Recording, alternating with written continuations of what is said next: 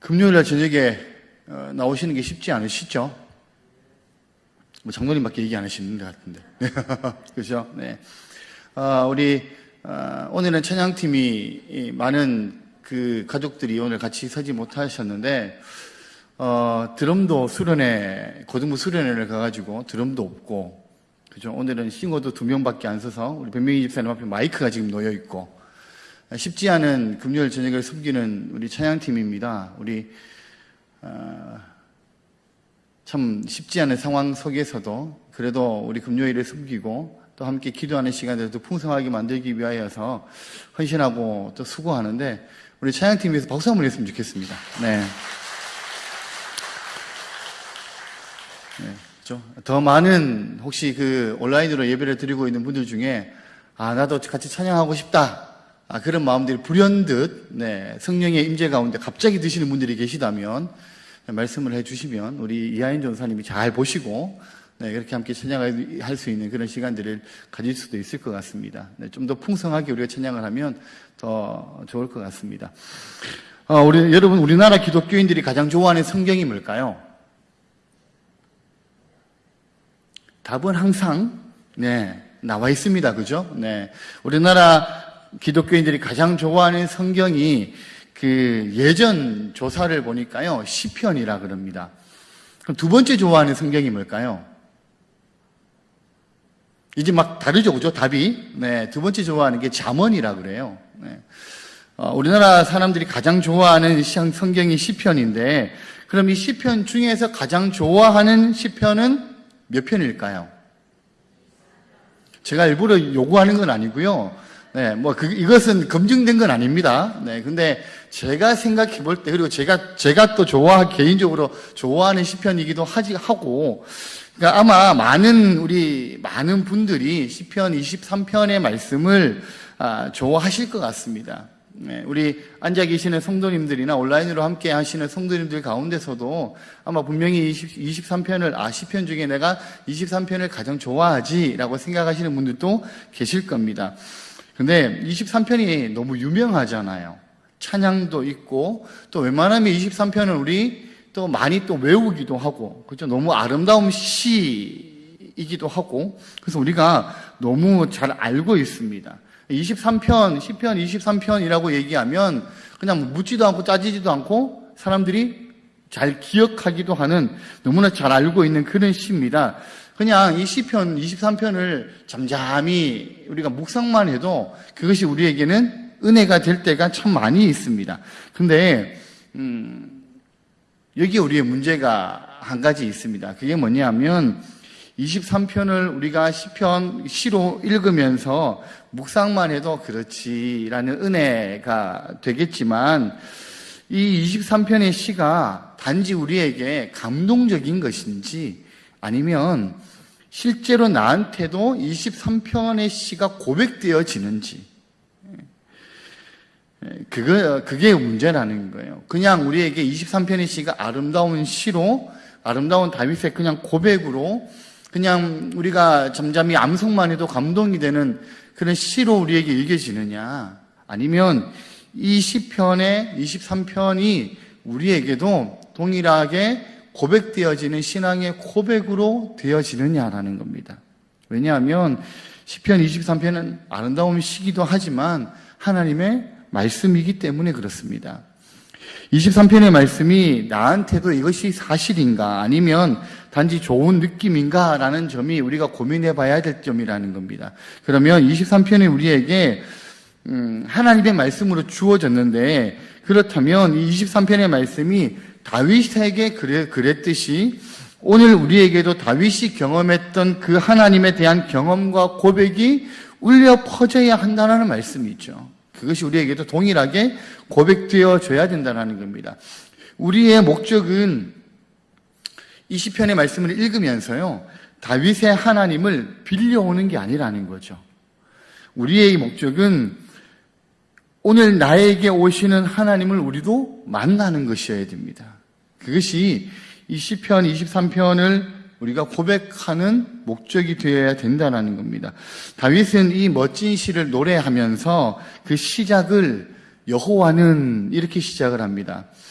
지금 우리는 많이 쓰고 있죠. 우리는 여호와 하나님, 여호와여, 그죠? 찬양할 때도 우리는 여호와, 이렇게 수없이 우리는 익숙하게 습관이 되어서 여호와라는 말을 많이 쓰고 있습니다. 다윗 때만 하더라도요, 사실은 이 여호와라는 말은 쉽게 사용할 수 있는 단어가 아니었습니다.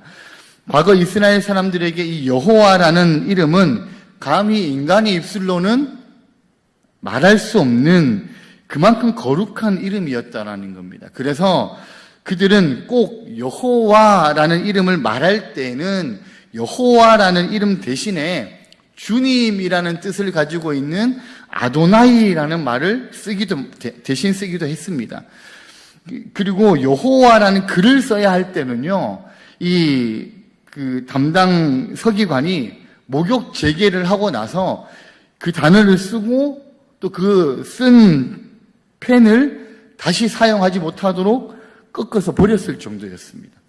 그만큼 여호와라는 말이 거룩한 말이었다라는 거예요. 그리고 이스라엘 백성들이 쉽게 사용하지 않는 말이었다라는 겁니다. 우리가 지금 사용하고 있는 성경에 나와 있는 여호와라고 부르는 이 발음은 19세기 중반에 독일의 학자들에 의해서 만들어진 겁니다. 그러니까 야훼를 지칭하는 히브리어 4글자 밑에 아도나이의 모음을 점을 이렇게 찍어서요, 여호와라는 이름을 만들어낸 겁니다. 그래서 원래 이 여호와라는 단어는 사실은 이름은 어떤 단어에도 존재하지 않았던 단어였다라는 거예요. 이만큼 여호와라는 명칭은 쉽게 불려질 수도 없고 쉽게 부를 수도 없는 말이었습니다.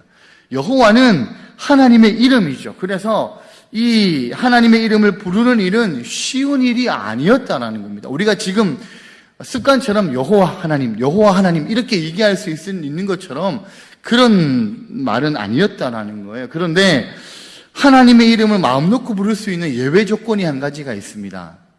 그건 뭐냐면 하나님과 엄청 친하면 됩니다. 어느 정도로 친해야 되냐 하면 손자가 옛날에 할아버지 상투를 잡고 놀아도 할아버지가 예뻐할 정도로 친해야 됩니다. 감이 안 오시는 거죠, 지금. 아무도 지금. 그죠? 네, 그 정도가 어디 정도지? 그죠? 옛날에 어른들이 되게 근엄하시잖아요. 근데 손자 앞에서는 손자가 막 어른 상투 잡고 막 할아버지 수염 잡아 당겨도 할아버지가 허허 이놈 봐라 이렇게 얘기할 정도는 돼야 된다는 거죠. 그 옆에서 보고 나도 저렇게 해도 되겠다 해서 따라 했다가는 크게 큰일 나죠. 그러니까 그 정도는 돼야 된다는 거예요. 그러니까 엄청 친한 정도는 돼야 된다는 겁니다. 지금 다윗이 여호와는이라고 시작하는 것은요, 다윗은 하나님과 그런 친밀감을 가지고 있다라는 거죠. 그냥 부르기 좋아서 부르고 싶어서 그렇게 부를 수 있는 이름이 아니라는 겁니다. 감히 부를 수도 없는 이름이기도 했지만 부르고 싶다고 잘못 불렀다가는 죽을 수도 있는 이름이었다라는 겁니다. 그런데 다윗은 지금 물 흐르듯이 어떻게 부르고 있습니까? 여호와는 나의 목자시니 이렇게 부르고 있거든요. 여러분, 이 시편 23편의 감동이 여기에 있다는 거예요. 그 어려운 하나님, 멀게만 느껴지는 하나님을 마치 자신의 아버지를 부르듯이, 마치 자기 옆에 계신 아버지를 남에게 소개하듯이 자연스럽고 자랑스럽게 그렇게 다윗이 지금 부르고 있다는 겁니다. 남들은 마음껏 부르지 못하는 그 이름을, 여호와를 다윗은 지금 그냥 여호와는 이렇게 부르고 있다라는 거예요. 그런데 여기에는요, 어떤 긴장감도 없습니다. 어떤 두려움도 없고요, 어떤 염려도 없습니다. 야, 내가 이 이름을 잘못 불렀다가 죽는 거 아니야? 라는 그런 벌벌 떨면서 부르지도 않습니다. 되게 조심조심하면서 한번 불러보는 정도로 부르는 것도 아닌 것 같아요.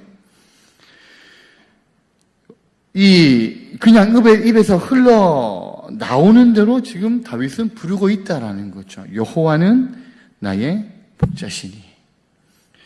그래서 우리는 이 다윗이 부러운 거잖아요. 하나님과 이렇게 깊은 교제를 나누고 있는 다윗이 우리는 부러운 겁니다.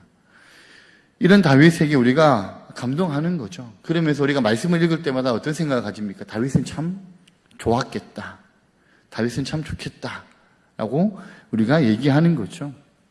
다윗과 하나님 사이에는요, 그런 친밀한 관계가 있었다라는 겁니다. 그냥 어떤 약속 같은 것도 필요 없는 그저 아버지처럼 여겨지고 아들처럼 여겨지는 그런 정도의 여호와라고 지금 다윗이 고백하고 있다라는 거죠. 여러분, 오늘까지 우리는 믿음의 삶을 하나님 앞에서 살아가고 있습니다. 여러분, 우리는 하나님과 어느 수준에까지 친밀해져 있습니까? 여러분은 오늘 그 바쁘신 금요일 저녁에 어쩌면 쉬고 싶은 마음도 있으실 텐데, 금요일 저녁에 이 기도회까지 올라오셨을 정도 같으면 우리가 믿음의 삶을 하나님 앞에서 참으로 잘 살아가고 있고 진지하게 살아가고 있는 건데, 우리가 느끼고 있는 하나님과의 친밀함이 얼마나 되냐라는 거예요. 이 다윗이 말한 그 정도의 친밀함이 우리에게도 있느냐라는 겁니다. 여러분, 아마 다윗만큼의 친밀함이 여러분에게 있습니까? 라고 묻는다면, 목사님, 그거는 성경에서도 위대한 다윗이잖아요. 라고 얘기를 반문할지도 모릅니다. 근데 하나님은요, 다윗에게만 있는 하나님은 아니시죠. 다윗의 하나님만은 아니시잖아요. 하나님은 다윗만이 하나님의 특별한 사람으로 여기시지 않으신다는 겁니다. 우리도 하나님은 특별한 사람으로 여기고 있다라는 거죠. 하나님은 오늘 이 시편 23편의 다윗을 통하여서 오늘 우리 모두에게도 그런 하나님이 되시기를 원하고 계신다는 겁니다. 여러분, 여호와가 하나님이시기는 하지만, 근데요, 이 하나님은 단지 하나님의 자리에 가만히 앉아 계셔서 하나님 노릇을 하는, 그리고 하나님 노릇하는 것을 즐겨 하시는 분은 아니시라는 겁니다. 하나님은 오히려 그 하나님의 자리를 비우시고 오늘 이 땅, 인간의 땅에 인간의 모습을 우리 가운데 오셨고 우리를 위해 오신 분이십니다. 그러면서요, 우리 요한복음 6장 56절에 보면 그 하나님께서 우리에게 뭐라고 말씀하십니까? 같이 한번 읽겠습니다. 내 살을 먹고 내 피를 마시는 자는 내 안에 거하고 나도 그의 안에 거하나니, 그렇게 말씀하세요. 무슨 말입니까? 그분이 그 여호와 하나님이 인간으로 우리에게 오셨다라는 겁니다. 누구십니까? 예수 그리스도시죠. 네. 여러분, 하나님께서 얼마나 우리와 친밀하고 싶으셨으면 우리에게 오셨겠습니까? 얼마나 하나님께서 우리와 하나가 되고 싶으셨으면 자신의 그 살과 피를 우리에게 먹이시겠다고 말씀하시면서요, 그리고 예수님이 뭐라고 말씀하세요?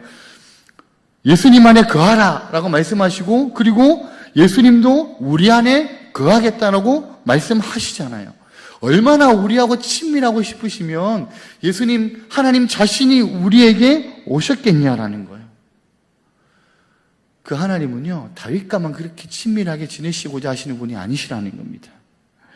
하나님께서 우리와 친밀해지고 싶어 하시는 정도는요, 사실 우리의 생각을 뛰어넘는다라는 겁니다. 이분이 바로 다윗이 경험한 하나님이었습니다.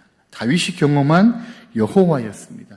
그 여호와는 두려움의 여호와가, 그리고 멀리 계신 감시자 같은 여호와가, 채찍을 들고 심판의 두 눈을 부릅뜬 여호와가 아니었다라는 거예요. 지금 다윗이 바라보고 있는 하나님은 자신과 호흡을 함께 하고 싶어 하시는 그런 하나님이라는 겁니다. 그 하나님이 다윗에게는 여호와가 되셨다라는 겁니다. 다윗에게 그 하나님은요, 가까이 하면 할수록 좋은, 그리고 더 가까이 가고 싶은 하나님이었다라는 거죠. 그것이 오늘 1절에 나오는 여호와는 이라는 말입니다. 여러분, 나와 하나님은 어떻습니까? 나는 하나님과 친밀한 사람입니까? 여러분은 하나님과 친밀한 사람이십니까? 아니면 하나님께 우리가 뭔가를 얻어먹고만 사는 사람입니까? 아니면 나는 하나님을 즐거워하는 사람입니까? 아니면 하나님께 달라고만 하는 사람입니까? 소요리 문답 첫 번째 질문이 뭔지 아시잖아요. 첫 번째 질문과 답이 그겁니다. 사람의 제일 되는 목적이 무엇입니까? 라고 묻습니다. 그러면 답은 하나님을 영화롭게 하고 영원토록 그를 즐거워하는 것입니다. 라는 게 답이에요. 이것이 우리 기독교의 첫 번째 인생관이라는 겁니다.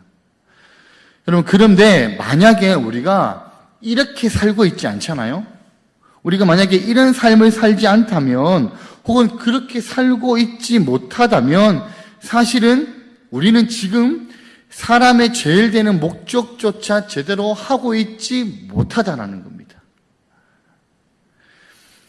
우리 삶의 초점이 나에게 있지 않고 하나님에게 있다라는 것이요, 성경 66권의 가르침입니다.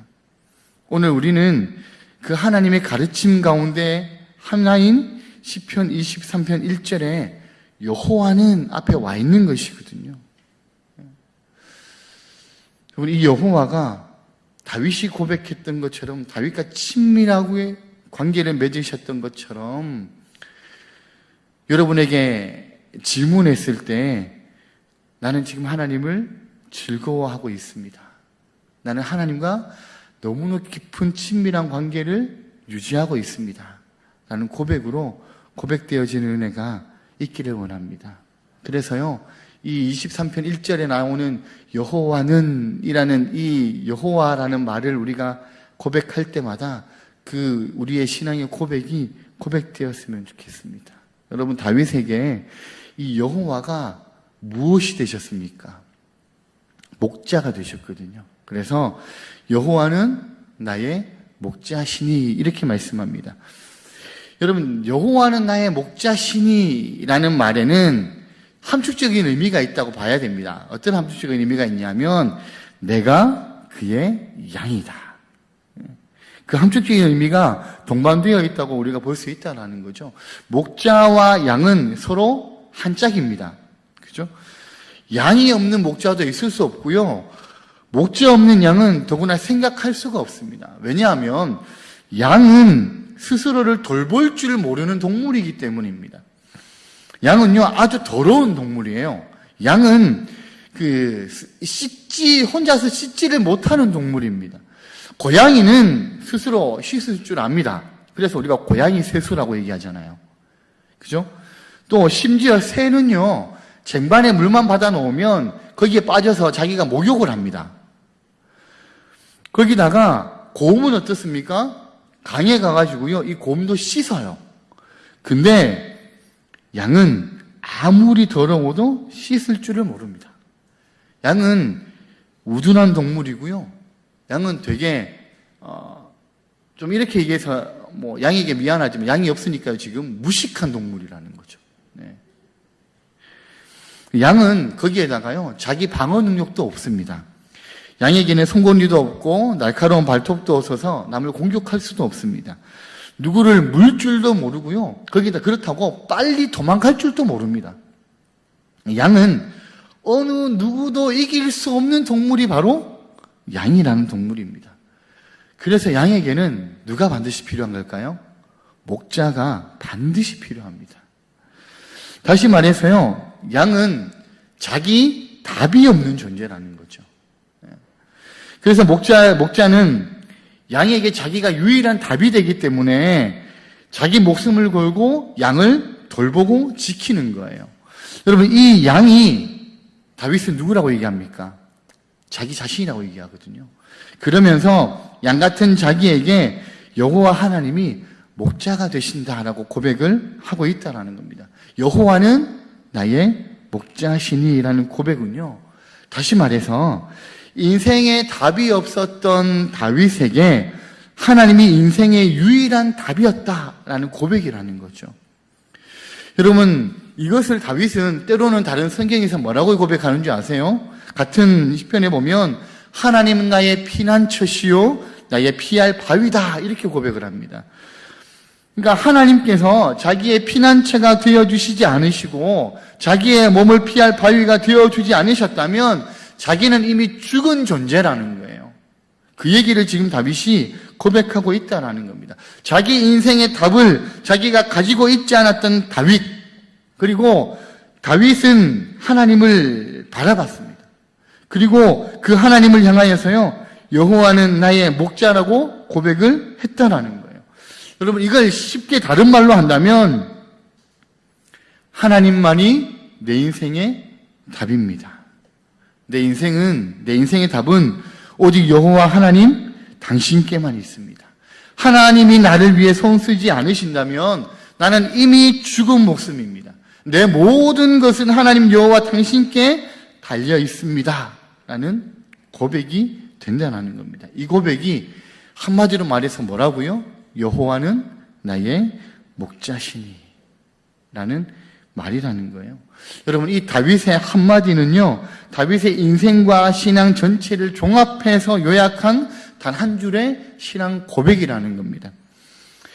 여러분, 다윗은 자기에게 답이 없어서 그래서 하나님을 바라봤거든요. 자기에게는 도저히 방법이 없어서 그래서 다윗은 하나님을 바라볼 수밖에 없었다라는 겁니다. 왜냐하면 자기는 한 마리의 양 같은 존재이기 때문입니다. 여러분, 우리의 삶이 그렇지 않습니까? 우리의 존재라는 것이 그렇지 않습니까? 우리의 인생에 우리가 답이 되던가요? 여러분, 지금까지 인생을 살아오셨는데요, 지금까지 인생을 살아오시면서 그래, 내가 결정하는 게 다 답이었고 내가 선택하는 게 다 답이었고 내가 가는 길이 다 길이었습니까? 아니라는 거죠. 우리는 우리에게 답이 될 수가 없다라는 겁니다. 그래서 우리는 누구를 바라보는 겁니까? 다윗이 바라봤던 것처럼 우리 역시 하나님을 바라보는 것이죠. 여러분, 그걸 우리가 어디서 잘 알 수 있습니까? 출애굽에 만나 사건이 있잖아요. 여러분, 하나님께서 이스라엘 백성들에게요, 그날 먹을 만큼의 만나를 주시고 아침까지 만나를 가지고 있지 말아라 라고 말씀하십니다. 왜 그렇게 말씀하셨을까요? 만약에 이스라엘 백성들이요, 만나를 아침에 이만큼 수확을 해오는 거예요. 먹고 막 쟁반에 막 쌓아두고, 야, 내일 또 이걸 먹어야지. 그러면 아침마다, 저녁마다 이스라엘 백성들이 하나님을 바라봤겠습니까? 하늘만 바라보고 하나님이 오늘은 우리에게 무엇을 내려주실까를 기대했겠습니까? 안 그랬을 거예요. 그래, 오늘 우리가 이만큼 모았으니까 내일은 아침에 늦잠 자고 그냥 놔둔 거 먹자, 이렇게 얘기했을 거예요. 이게 아침에 만나가 없어야지 이스라엘 백성들이 하늘을 보게 된다는 겁니다. 그래야지 하나님의 답을 기다린다는 거죠. 그게 하나님께서 이스라엘 백성들에게 하신 하나님을 바라보게 하시는 훈련이었습니다. 여러분, 출애굽기 16장 35절에 보면요, 이렇게 되어 있습니다. 같이 한번 읽겠습니다. 사람이 사는 땅에 이르기까지 이스라엘 자손이 40년 동안 만나를 먹었으니 곧 가나안 땅 접경에 이르기까지 그들이 만나를 먹었더라. 이렇게 말씀이 나와요.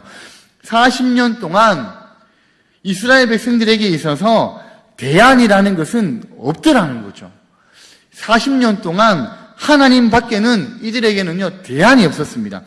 하루라도 하나님께서 만나를 그들에게 주지 않으면 이 사람들은 굶어야 돼요.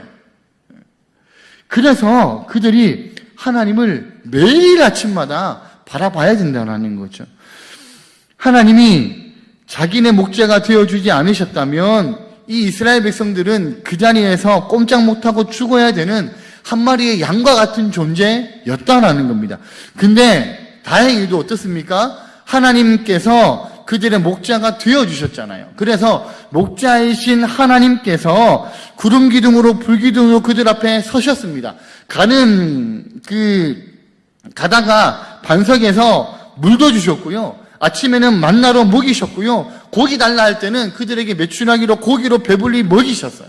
그리고 불기둥으로 따뜻하게 온기를 만들어서 그들이 추운 사막의 광야의 밤을 보낼 수 있게 만들어 주셨고요. 한낮에는 커다란 구름 기둥으로 그늘을 만들어 주셔서 습하지 않은 쾌적한 광야의 여행들을 그들이 할 수 있도록 하나님이 만들어 주셨다라는 겁니다. 하나님께서 그들에게 목자가 되어 주셨기 때문에 가능한 일이라는 거죠. 그런 하나님이시기에요. 다윗이 뭐라고 고백했다고요? 여호와는 나의 목자시니 그 뒤에 나에게 부족함이 없다라고 고백을 하고 있다라는 겁니다. 여러분, 이 나에게 부족함이 없습니다라는 이 23편 1절의 전체 영어로 된 번역본을 보니까요, 이렇게 돼 있어요. 여호와께서 나의 목자시기 때문에 나는 어떤 원하는 것도 있지 않을 겁니다. 더 이상의 것은 필요가 없습니다. 지금 이대로도 충분합니다. 그런 뜻을 가지고 있거든요. 여러분, 다윗이 지금 분명하게 고백하고 있는 것이 이 영어로 번역되어진 번역본처럼 그 고백이 아니겠습니까? 이것이 다윗의 진짜 고백이라는 거예요. 오늘 나의 어떠함의 결과는 전적으로 하나님께 달려 있습니다. 그런데 그분은 바로 나의 목자가 되십니다. 따라서 양인 나는 이제 됐습니다. 저는 나에게 필요한 것은 없습니다. 왜냐하면 목자가 어련히 알아서 다 해주실 것이기 때문입니다. 이것이 다윗의 고백이었다라는 겁니다. 이 고백이 한마디로 함축되어서요, 뭐라고요? 내게 부족함이 없으리로다. 여러분, 다윗은 내게 부족함이 없다 그랬지, 나는 모든 것을 가졌다 그래서 나는 부족함이 없는 사람이다 이렇게 얘기하지 않았습니다. 다윗은 자기가 가진 소유를 말하는 게 아니라 자기가 얻은 가치를 말하고 있는 거거든요. 여러분, 때로는 이것이 우리에게 고백되어져야 된다는 거예요. 나는 지금 너무나도 큰 가치를 얻었기 때문에 이 외에 그 어떤 것도 아주 작은 가치에 불과한 것이고, 그래서 그 어떤 것도 더 이상 나를 흔들릴 수 없다라는 의미를 가지고 있거든요. 다윗이 얻은 가장 큰 가치는요, 여호와는 나의 목자시다라는 겁니다. 여러분, 우리에게도 이것이 똑같이 고백되어져야 되죠. 이것이 우리에게도 똑같은 가치가 되어져야 된다는 겁니다. 근데 우리는 이 땅을 살아가면서요, 이 가치에 우리가 중심을 두지 않고 뭔가를 소유하는데 우리가 중심을 두게 되는 삶을 살아가게 되죠. 그러다 보니까 자꾸 주님이 우리의 목자 되신다는 가치는 뒤로 밀려나 버리는 겁니다. 우리는 뭔가를 소유해야지 그것이 나에게 가치가 되는 것처럼 생각을 한다는 거죠. 근데 그게 아니라는 겁니다. 여호와가 나의 목자가 되신다. 이것이 우리에게 가치가 되어져야 된다는 거죠. 여러분, 그래서 다윗이 골리앗 앞에 섰을 때요, 그가 담대하게 나갈 수 있었던 것이죠. 골리앗 뒤에 계신 하나님이 다윗에게 믿음의 눈으로 보여졌기 때문에, 그래서 다윗이 골리앗에게 뭐라 그럽니까? 한 마리의 개와 같다라고 얘기하는 겁니다. 다윗이 이 믿음의 눈이 지금 우리가 읽었던 시편 23편에 그대로 드러나고 있다라는 거죠. 그것이 내게 부족함이 없으리로다라는 고백입니다. 여러분, 우리의 신앙에 있어서 중요한 초점은 소유가 아니라 가치라는 겁니다. 여호와가 나의 목자하십니다라는 가치를 우리가 가져야 된다는 겁니다. 예수님께서 요한복음 15장 7절에 이렇게 말씀하세요. 우리 요한복음 15장 7절 같이 한번 읽습니다. 너희가 내 안에 거하고 내 말이 너희 안에 거하면 무엇이든지 원하는 대로 구하라. 그리하면 이루리라. 이렇게 말씀하십니다. 이 말씀 가운데 사람들이 제일 좋아하는 부분이 뭘까요? 맨 뒤에 있는 거예요. 네, 솔직하게 얘기해서, 그죠? 맨 뒤에 있는 거죠. 그리하면 이루리라. 그 다음에 좋아하는 게 뭘까요? 그 앞에 있는 겁니다. 원하는 대로 구하라. 그 다음에는요, 뭘까요? 무엇이든지. 근데 사실은 우리에게 있어서 가장 중요시 되어야 되는 부분이 뭘까요? 제일 앞에 있는 거죠. 너희가 내 안에 거하고 내 말이 너희 안에 거하면. 이 말씀입니다. 근데 우리는 무슨 생각을 하냐 하면, 하나님, 예수님, 내가 지금 이 정도 헌신하면 되는 거 아닙니까? 내가 지금 이 정도 신앙생활 하고 있으면 그 정도 되는 거 아닙니까? 그러면서 우리가 어쩌면 신앙생활을 하고 있는지도 모른다는 겁니다. 근데요, 여기서 예수님이 말씀하신 대로 예수님이 내 안에 라는 말은요, 빈 공간이 없는 걸 얘기하는 거예요.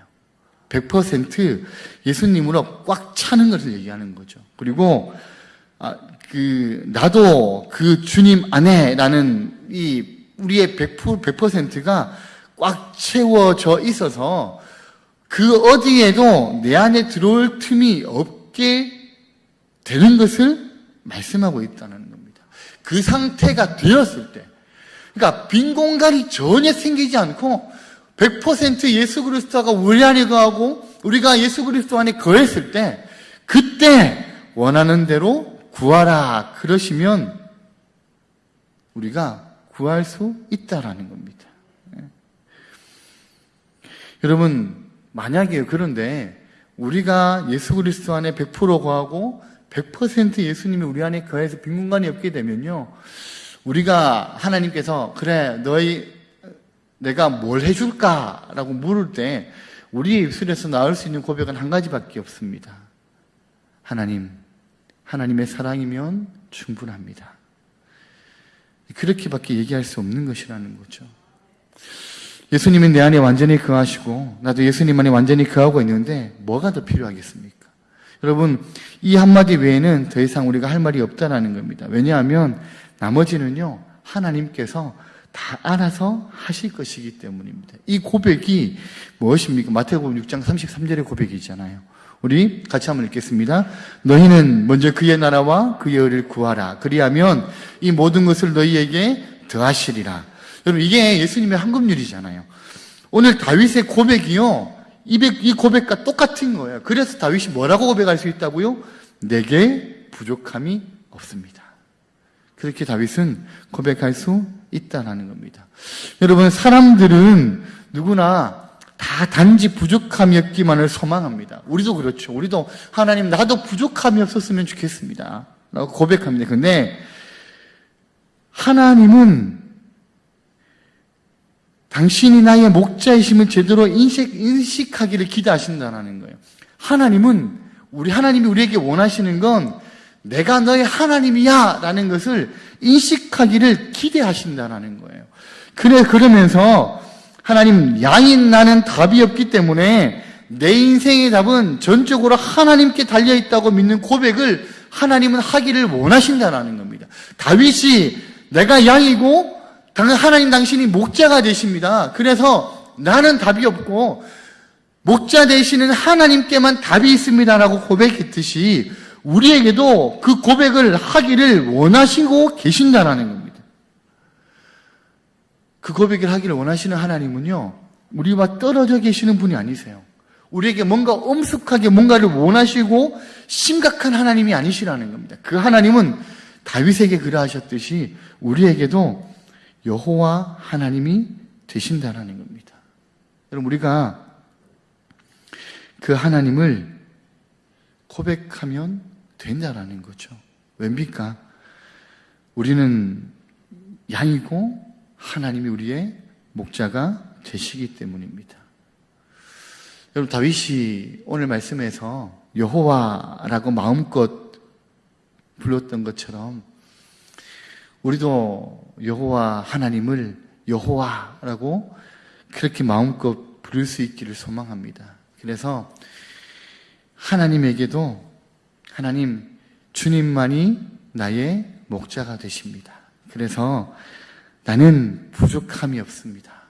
주님이 내 인생의 답이 되시기 때문에 주님만이 나의 답이고 나의 길이 되십니다.